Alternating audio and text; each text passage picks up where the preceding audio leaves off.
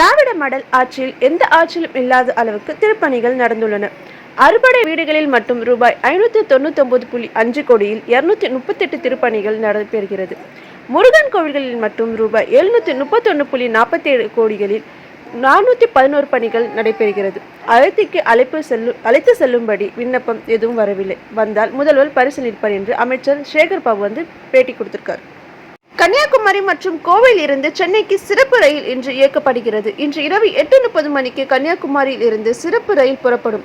Kovai Chennai central சிறப்பு ரயில் இன்று இரவு 11:30 மணிக்கு புறப்படும் என்று தெற்கு ரயில்வே. நிதிஷ்குமார் தலைமையிலான ஐக்கிய ஜனநாயகம் கட்சி கடந்த 10 ஆண்டுகளில் 4வது முறையாக கூட்டணி தாவுகிறது. 2015ஆம் ஆண்டு லல்லு பிரசாத் யாதவுடன் சேர்ந்து பீகாரில் ஆட்சி அமைத்தார் நிதிஷ். பின்னர் 2017ஆம் ஆண்டு லல்லுவை பிரிந்துவிட்டு பாஜகவிடம் இணைந்து கொண்டு ஆட்சியை தொடர்ந்தார். பிறகு மீண்டும் 2022ஆம் ஆண்டு லல்லுவுடன் இணைந்து நிதிஷ் தற்போது மீண்டும் பாஜக கூட்டணிக்கு தாவுகிறார். நிதிஷ்குமாரின் துரோகத்தை பீகார் மக்கள் மன்னிக்க மாட்டார்கள். ராகுலின் இந்தியா ஒற்றுமை நீதி பயணத்தை திசை திருப்பவே பாஜக அரசியல் நாடகம் செய்கிறது. பீகாரில் மகா கூட்டணியை JDU தலைவர் நிதிஷ்குமார் முறித்த நிலையில் காங்கிரஸ் கட்சி கருத்து.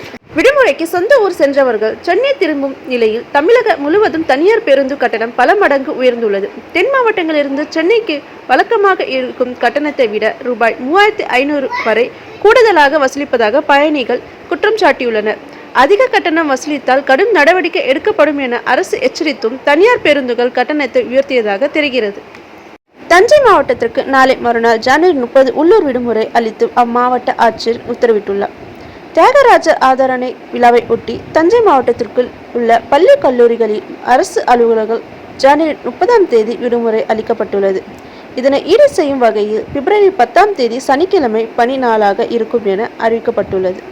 தமிழ் திரையுலகின் முன்னணி நடிகரான சிம்புவுக்கு விரைவில் திருமணம் நடக்க உள்ளதாக தகவல் வெளியாகி உள்ளது. போடா போடி படத்தில் சிம்புவுக்கு ஜோடியாக நடித்து வரும் சரத்குமாரின் மகளுமான வரலட்சுமி அவர் மனம் முடிக்க உள்ளதாக நெருங்கிய வட்டாரங்கள் தெரிவித்துள்ளன. இது குறித்து இரு வீட்டாரும் பேச்சுவார்த்தையில் இறங்கியுள்ளதாக கூறப்படும் நிலையில் விரைவில் திருமணம் அறிவிப்பு வெளியாகும் என எதிர்பார்க்கப்படுகிறது.